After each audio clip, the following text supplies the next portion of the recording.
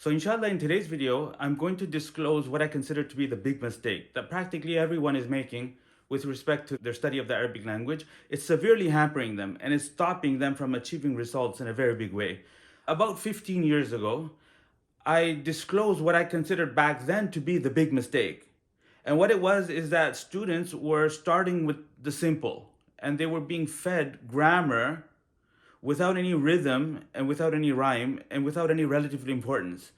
And it was low impact grammar that was being taught to them, and they were told to memorize the rules. Like, I'm talking about gender agreement, I'm talking about noun categorizations, and I'm talking about various kinds of pronouns, and entire lists were given to students and they were told to memorize. And in some methodologies, the classical manuals like the Ajrumiyya were taught to students that were beginners, like non-native students. And at that time, I proposed the solution, and that was to isolate and extract from the language a core and a central theme to give the student a bird's eye view of how the language works, which can be done in a surprisingly short period of time, 3 hours. So I said, forget this grammar heavy approach where you try to teach all of grammar up front, because that will fail. And all it will do is it will overwhelm the student. Okay? And I said, instead of teaching all of grammar and all of morphology up front, what you need is a select amount of grammar and a select amount of morphology that needs to be front loaded, that needs to be taught in the very beginning in order to, number one, create fascination so that the student understands what they're studying and they appreciate that Arabic is different from the other languages, and this creates a strong emotional connection and it makes sure that they never quit.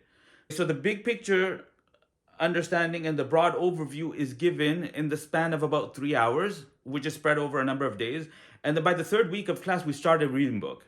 So it's the teaching of the central theme coupled with the beginning of the reading book at precisely week 3. And that's the solution. So if you just teach grammar and keep teaching grammar for months on end, then this is a recipe for failure. I mean, it's a disaster. What happens is that the rules are not framed as solutions to comprehension issues, but they're taught randomly without any relative importance. And this is what was overwhelming students. 15 years ago, I disclosed this. And since then, thousands of students have studied using this approach that I'm advocating, and they've gone from zero to being able to read voweled Arabic, children's level Arabic within 3 weeks. And then from there, eventually they're able to read without vowels. And I'm talking about the books of the ulama, like the books in tafsir. But first, a book in grammar, like a manual in grammar, from cover to cover, you're able to read it unvoweled. And the student does the reading. The student does the reading, and the teacher corrects the student and zooms in on the source of the confusion so that not only is there a correction, but the student actually realizes why that mistake happened, so that they can appreciate the degree of the error, forget the mistake, remember the success, and this is how proficiency is attained.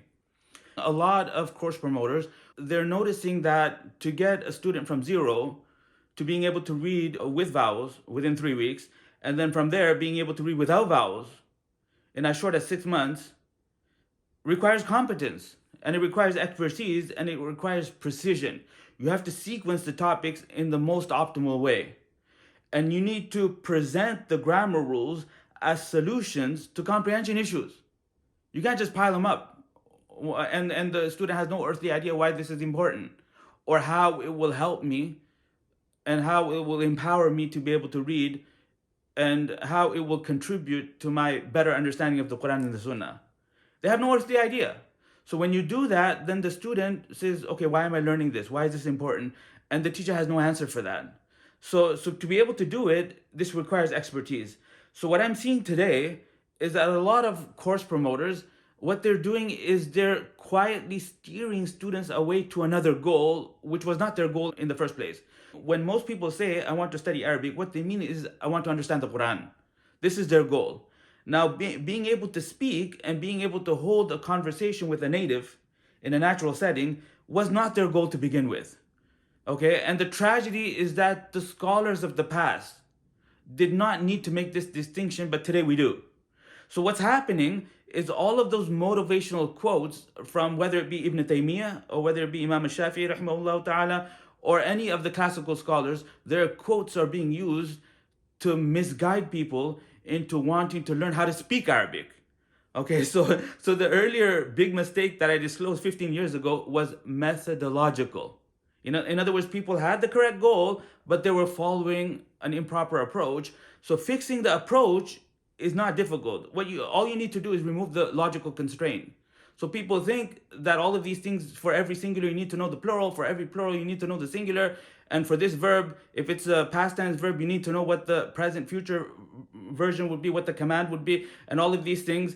And unless you know that, you can't move forward. So this is a logical constraint. None of that's necessary. So once you remove the logical constraint, then the person is already motivated to learn, so then they will succeed.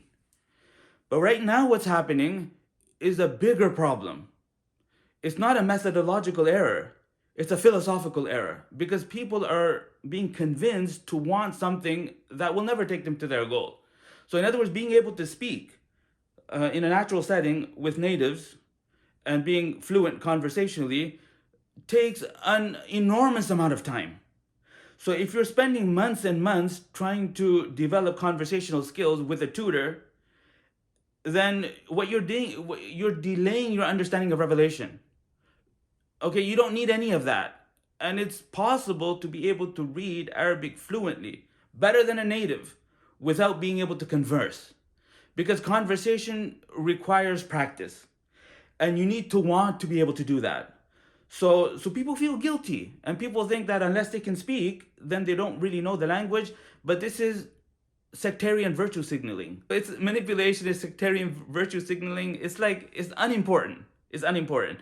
Now, the classical scholars, they never needed to make this distinction, right? Because people were in an environment where they were already speaking Arabic, right?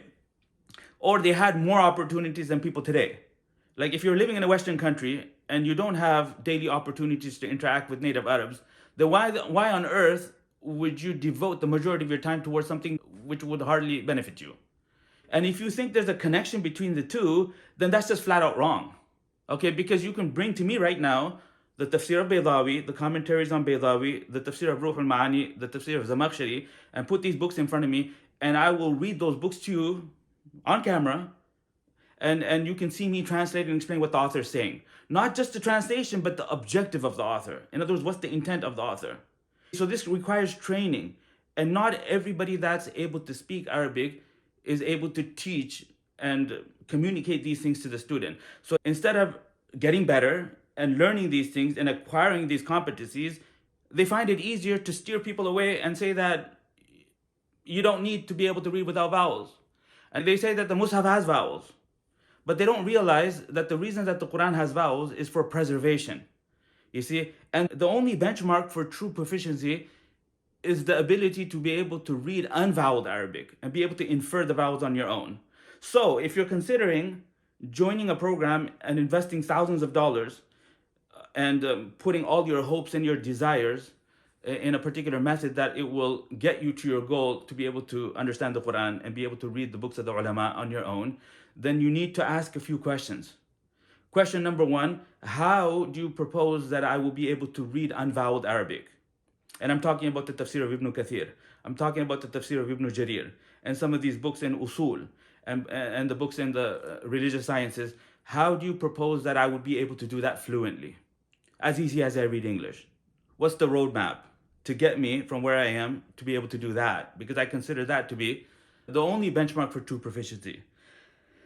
And the second thing you need to ask is that the grammar that's being taught, is it framed as solutions to comprehension issues, or is it just rules?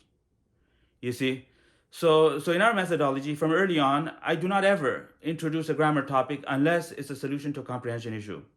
Okay, and I've done all of this freely here on YouTube. There's a 3-hour workshop, and you don't even need to sign up for the program. You can do that by accessing this video here, and I look forward to speaking with you soon. Assalamu alaikum wa rahmatullahi wa barakatuh.